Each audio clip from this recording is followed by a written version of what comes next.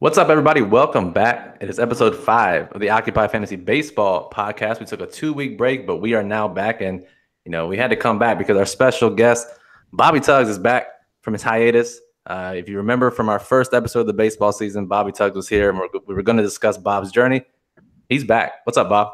I was on my journey, homie. Good to be back, man. I'm glad I'm back, though, man.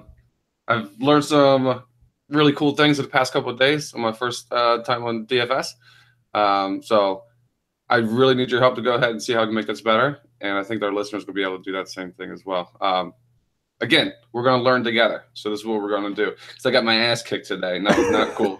That was not cool. Transparency. That's what we don't lie, and we're here for transparency. So that's good to hear. I'm confident in my skills. I'm good. Not good to hear you got your ass kicked, but good to hear that we're being transparent. But before we continue, are you emotionally recovered from the movie today? If you want to tell our listeners about that. Can you see this? Wakanda for life, man. That's what that means. Is it too early to spoilers? How long does that actually last? Like the unwritten law. I feel like all the spoilers are out, but I don't want to lose listeners if we spoil the movie. Because I feel like if you cared about this movie, you probably have watched it by now. It's been 2 weeks, and to be honest with you, it took me 2 weeks to go ahead and see it. So I'm gonna give it one more week before I go ahead and even talk about it, because I legit want to talk about it, because my soul and heart are kind of just all over the place as of right now, and text messages are not cutting it for my support group for my my movie listeners. So yeah, one more week. And then I start dropping bombs. Let's just put it that way. All right, but you're okay to do this show. I'm okay to do the show. I actually told my friend that was sitting next to me, I was like, dude, I can't do a podcast later. Like, this shit is crazy. Too much. Oh, man. Well, all right. Well, anyways, I'm glad you're back. Yeah, so glad to hear you're here. You're playing DFS. You're back in the swing of things, sports betting, all these good things. So what do you think? Have your first couple of days going? You started, what, Friday or Saturday playing? Today's Sunday, so I started actually Saturday. Okay. And my first slate that I went ahead and did, I believe it was the 4:00 slate, and there was only 2 games actually going. If I can remember correctly, I think there were 2 pretty shitty games. It was the Nationals game and the Phillies game, and I believe the Kansas City maybe White Sox game. Yeah. It was that's a interesting way to jump into your DFS career with the 2-game slate. It is an interesting thing, and I actually am glad I did it, because I kind of thought I would take advantage of that a little bit by picking like the Wilmer Defoes of the world to go ahead and win that. But I found something that was actually kind of interesting to do, and I wrote down notes on it because I wanted you to kind of explain it a little bit. I told you yesterday that I thought my opponent found a little trick, like he tricked me up a little bit like that, because he took he took Bryce Harper and Matt Adams, I believe Howie Kendrick. Okay. Now, and with the other game, actually, with the Kansas City and Chicago game being such a shitty game, like the only studs in those 2 games were those 3 I just named. Okay. So in order to combat that, I thought I'd have to pick those as well, because I thought for sure anybody in their right mind is going to go ahead and pick them. Okay? Right. So that's what I did. Now, what he did to be slick, because he was probably thinking the same thing, is actually picked the opposing pitcher that they were going against. Okay. And I thought that was a really interesting strategy to go ahead and take, because one way or another, you're going to get significant points.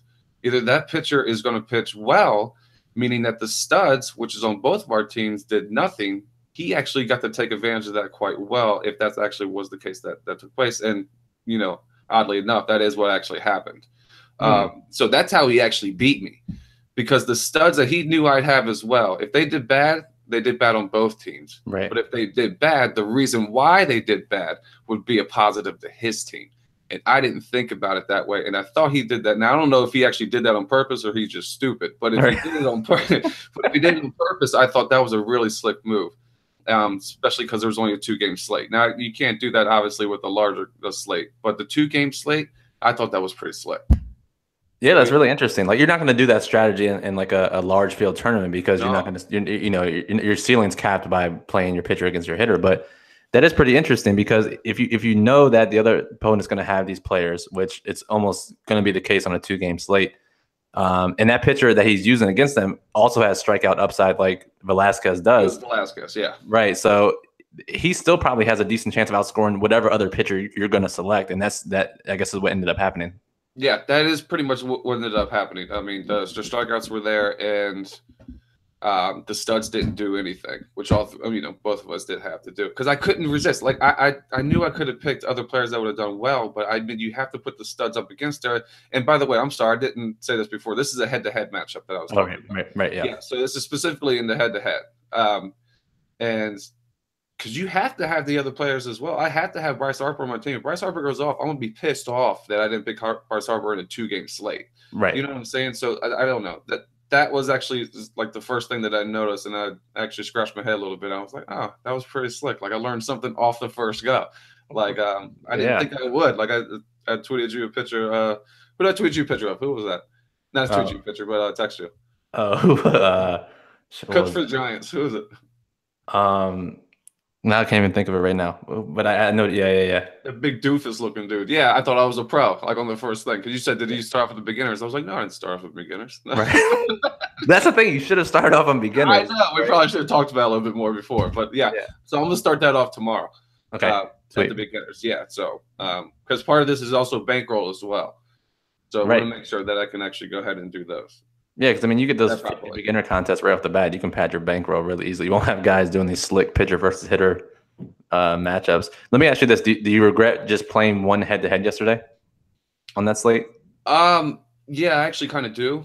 I thought it'd been better because I thought it'd been better to play multiple, but I didn't. I just wanted to start off slow just to see what I can, how this is actually going to work and everything like that, and get my bankroll right before. I know it was I think it was a $3 to $4 or $5 one I did. I'm not really sure which one, but either way, it's the same thing. Yeah, I actually kind of just did just for fun, just for learning purposes. Kind of like when I do my betting on the side, when I do my betting for baseball, like April, that's just for learning purposes. That's all learning purposes. So this is what I kind of took it in for my DFS thing. I just wanted to do one. Should I have done more? Or how do you suggest that to go down for the head-to-head matchups anyway? Yeah, ideally you want to get as many as you can because even if you score 180 points on DraftKings, if you play a 50-50 or a double up, you're definitely going to cash if that happens. Or if you play 100 opponents, you'll probably beat 90 of them. But you could get unlucky and place that one guy who's in the top 10%, and you go 0 for 1 for the day with a top 90% score. So you really want to get as many opponents as you can to really get a true return on your investment, because you don't want to get stuck playing 1 or 2 players opponents that blow up when you would have beat 90% of the other players. Not for the beginners, all the same amount. Yeah, that's what you try to do. Get as many of the same amount as you can. Now the beginner contest, I think they only have 50-50s and double ups available. They don't have beginner head-to-heads, so that's something to keep in mind. But yeah, I would just try to get as many $1 head-to-heads in as I can, because the competition is going to be pretty small or pretty bad. And you can get as many. Like I said, you get that true return because you're not going to get unlucky by facing 1 or 2 guys who blow up. Yeah. Okay. I can see that. That's not a problem. I'll try to do that tomorrow. So when we do it tomorrow, Monday's more of a normal day, so I should be able to get the larger slate in at that time as well. Exactly. Like I kind of did today. Today was really fun. I like that. Like I said, it was really fun though. Yeah, so today was your first full slate. How was that experience? It wasn't too bad. I've been crushing on the pitchers, to be completely honest. Finding those matchups as I go through my day-to-day for my betting side of things, I can really pick out the pitchers to go ahead, and they're actually going to have pretty good outings. Because what I look for is how deep they've been going. I look for the momentum as well. Their last 3 starts, obviously, but everybody does that. I go to actually 5 starts. Because I like to see some type of trend that actually goes there. The momentum of the other teams, they're playing it against and everything like that. The strikeouts that have been coming, and it all kind of like works out. Like today, I did Jacob Junis, homie for Kansas City. Right. Dude crushed. I mean, he did very well because Detroit's not playing very well without Miguel in the lineup to protect anybody in that lineup at all. That's true. So there's just kind of like little things that you can pick out when you do 2 different sides of baseball. I think we both did Kyle Gibson, but we both did it separately, so that was tight. I like when we match us together at the same time. That was good, and actually worked out pretty well. So I had Kevin Gallsman going yesterday. Did I know he was going to go 9 innings shutout? No, but I definitely thought he would go at least 6 or 7 shutout because he's starting to get on, and once he gets away from Camden, every once in a while he really does calm himself down and gets going. He's actually starting to become a leader in that clubhouse, I do believe. So just things like that. So the pitcher's been going really well. Now the stacks, I don't know why they're not really working. Maybe they're just not working. I don't know if I should take this segment to trash Brian Dozier right now, or if I should hold that off or what. I'm okay But with it, honestly. are I'm you okay certainly, with yeah, it? I Yeah, mean, because he's been killing me, and he's been higher in the model too. yeah. Just because we're being transparent, just yes, we did suggest you to go out and take Brian Dozier, but I mean, he's been stinking it up pretty bad, and I'm not really sure why. He has. I think he's had two successful games out of the last seven, as far as the hits are concerned. And As far he's as getting had, on base, yeah, that's not yeah, as good. far as getting on base, yeah, he's had five offers. So, yeah, but the model itself is saying that his ISO, excuse me, and his WOBA are really high. So if his ISO and his WOBA are really high, I don't really just want to go off blind faith and say that's it. That's fair. I mean, that's totally fair because that's looking at historical matchups of him versus other left-handed pitchers, how that pitcher is done against right-handed batters. Right. But then you got what we look at. I mean, I like to look at the StatCast data, how hard they've been hitting the ball. You like to look at the box score, see how well they've been hitting the ball, Yes, or if you yeah. watch the games. But either way, you come to the same conclusion. It's not just the numbers. You also have to see how they've been doing lately. And it depends on which metrics you look at. But yeah, you can't just blindly go and say, just because it has a high WOBA, you want to stick them in your lineup. Right. So is that what you look for as well when you do yours? Because when I do it, I look for how they've been playing. I actually look for how the team's been playing as well, because the team around him actually has a lot to do with his production as well, in my opinion. Yeah, and especially, and I'm just thinking, like, especially for head-to-heads where you want to maximize the number of at-bats you can get. If the rest of the team is struggling, I mean, and he's only going to get 3-4 at-bats, very good point. That's not that high of a floor. Where if the team's been hitting the ball well and they've been in a groove, and he can get 5, maybe 6 at-bats, that just raises the floor of your team. Yeah, very solid point, B. Yeah, so those are just like some of the things I've been looking at and doing, but I'm not sure what I should be doing as far as the stacks are concerned. Like, how do you go from a two-player stack to a three-player stack? Like, what is it all just about how much money you have as far as your salary cap, or what? Because I'm not sure, because it's either all a dud, or like I haven't had two of them do well out of three, or like they're either all doing bad or they're all doing well. Right. And that kind of sucks. So that's just something I have to kind of figure out as well. Yeah, no. Well, let me ask you this: when you're making these lineups, and now you've only played 3 slates so far, so it is a small sample as far as these stacks hitting or missing. So let's keep that in mind. But let me ask you this: are you starting your lineups by looking at the pitchers first? Like, are you putting your pitchers in the lineup first and then going, or are you starting your hitters? Like, how does that lineup construction process work? I've been going pitchers first because I believe that's the most valuable. I think you could get deeper second baseman, you can get deeper into the third baseman, shortstop, and everything like that. But if you don't get your pitchers right, then you don't have really a shot of actually winning. Does that sound about right? 100% right. Yeah, okay. I mean, and if you miss on the pitchers, especially head to head, it's going to be really, really tough to catch. Really tough. And the pitchers are the most projectable. Like a hitter can still hit the ball well and go 0 for 4, but a pitcher is going to face 20, 25 batters. He can get unlucky a couple of those at bats, but for the most part, his projection is going to be in line. So. Especially in DraftKings, you got to start 2-0. So right. That's very important to do. I forgot to tell the listeners. I've been doing it on DraftKings. Okay, cool. Yeah, no, 100% right. It's starting with pitchers first, so that's good to know. And then, what do you do next? Do you just try to fit in 3, 4, 5 guys from the same team, or what is your next step as far as filling out the lineup? It seems like I've been going. I try to start with catcher and just kind of work my way down, and then when I'm finished, and let's see what my money is at, and then go back up and see what I can change, and then see what I can stack together. But I've been trying to get a couple leadoff hitters in there with a couple people hitting in the third spot. Like today, this is the first and second slot, but Joe Mauer and Brian Dozier, I wanted to go ahead and fit up in there together. I did Francisco Cervelli and Corey Dickerson, which was deeper down in the lineup, but that's another stack that I went with today as well. I'm trying to make it to where obviously that's what a stack is supposed to do. If one player does well, the other benefits from it as well, obviously. But I'm still trying to figure out like is it home run or nothing, or should I go for multiple hits in a game? How much do I value stolen bases? How much do I value on base percentage, meaning walks, because walks are they get points as well. I'm just trying to figure out like how I want to go ahead and play it that way. Like, do I just go with the Joey Gallos of the world, or do I actually try to get the overall player with. I mean, do I try to just spend it all with Mookie Betts, or what do I do like that? You know what I'm saying? Like I'm just trying to figure all that out as of right now because I'd like to get some stolen bases up in here, but I just don't see how those would be valuable all that much. To be completely honest with you, I'm still trying to figure all that out. To be honest.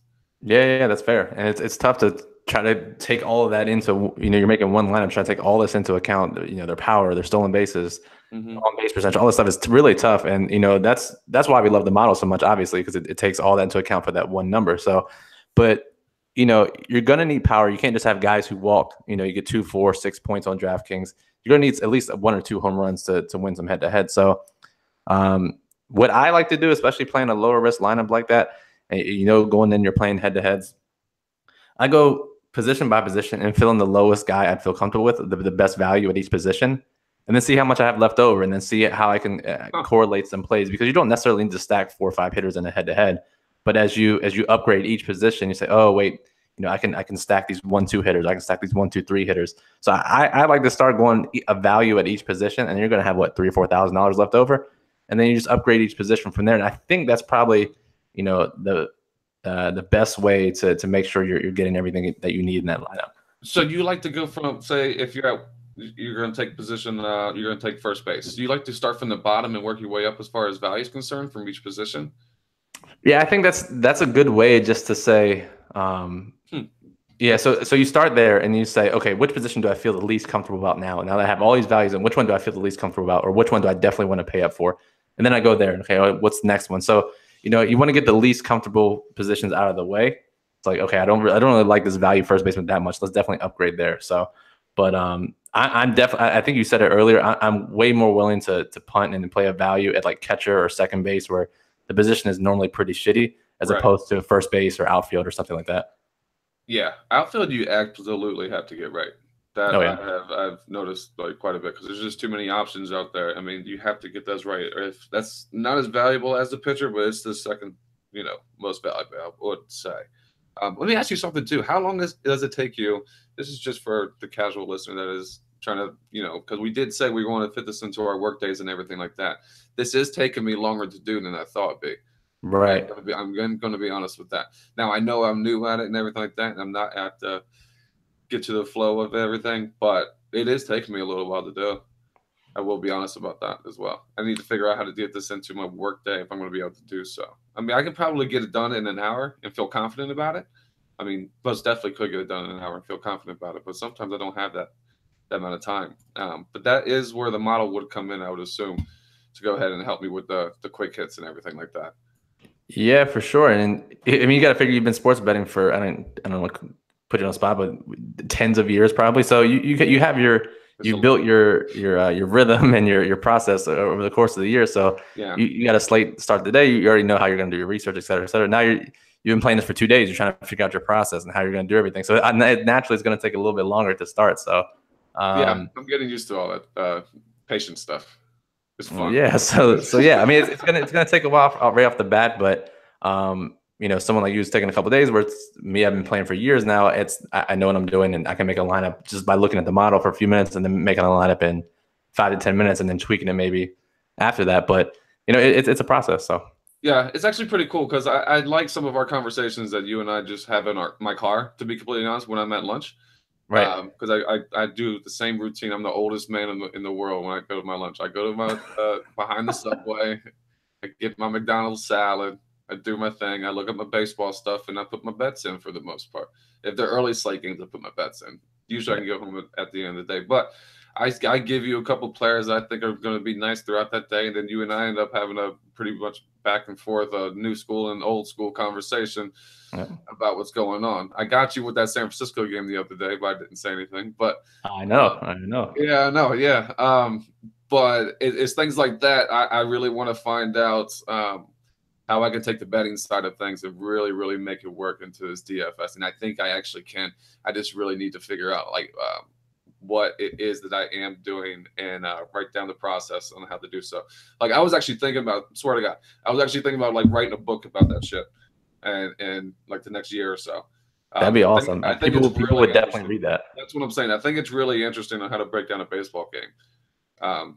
It's that'd be one of awesome. my favorite things that I actually love doing. So once we figure this thing out, Bob's journey is going to take off. But I do want to make it transparent as possible. So maybe like tomorrow we can show the listeners and viewers and everything like that my actual bankroll. Okay. Yeah. Yeah. So I can actually start off with that $100 that we promised you we would do, and then we will go from there. I can like post my. I guess I can post my results the next morning. Is that okay? Is that okay to do? Totally. Yeah. Post results, and then that way we can keep track of your ROI, because people should be keeping track, maybe not on a daily basis, but keeping track of how they've done, because you want to make adjustments throughout the course of the season. So yeah, let's do that. That way people can see properly how to track the results. I feel like we could do that and track the results, and then maybe we can like post it on Twitter. I'll post it out on Twitter.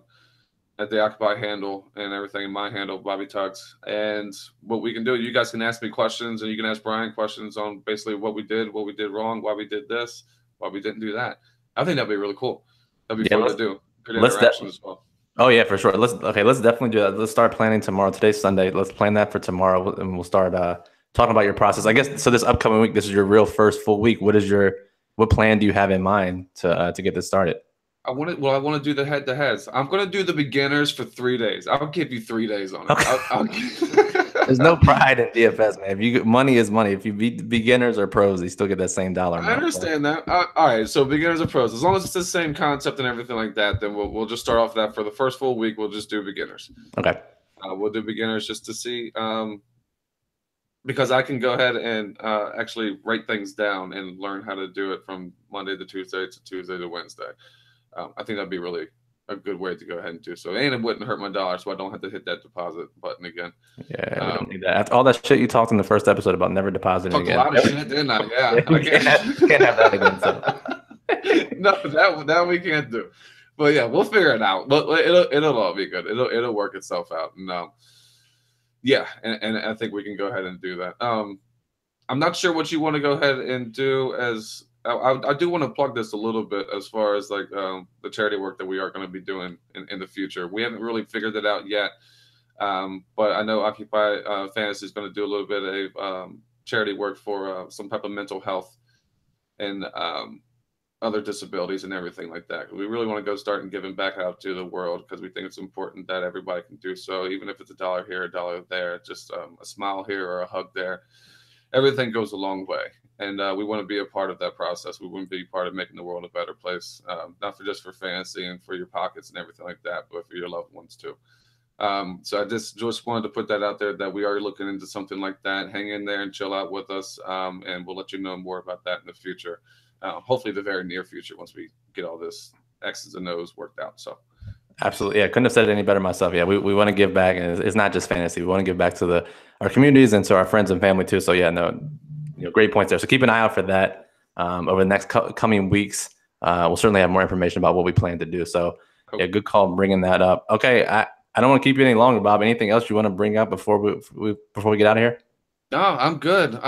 Check us out on Twitter. I'll be posting my bets up throughout the week as well. Like I just told you, we had a very successful week. First week back, up 10.5 units. So let's see if we can roll that out to week 2. And like we said, I'll be on Twitter letting y'all know the results of every single thing. And hit me up. Let me know what you want to do. All right. Well, speaking of that, you can follow him on Twitter at Bobby_Tugs. Follow me on Twitter at BrianJesterFF, and follow Occupy on Twitter at Occupy Fantasy. Yeah, I think that's it. Remember, leave a review.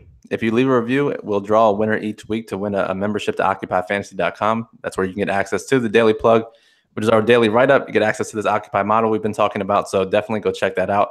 Bob, glad you're back, man. Let's keep this thing rolling throughout the season. Thanks, brother. Let's do it, man. Sounds good. All right, so take care. Thanks for listening, everybody, and we'll talk to you soon.